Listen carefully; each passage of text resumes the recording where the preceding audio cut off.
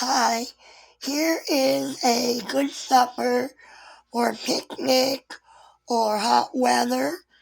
We have chili cheese coleslaw dog in West Virginia. They call them a slaw dog. The one without coleslaw is for sweet pea and some onion rings and onion fries, whatever, and cottage cheese. And that will be our supper for the evening.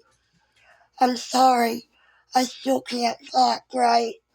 Anyhow, I always put the cheese on top of the chili or under the chili so it gets melty before I add my coleslaw.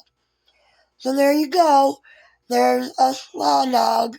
Be safe, be kind, be well.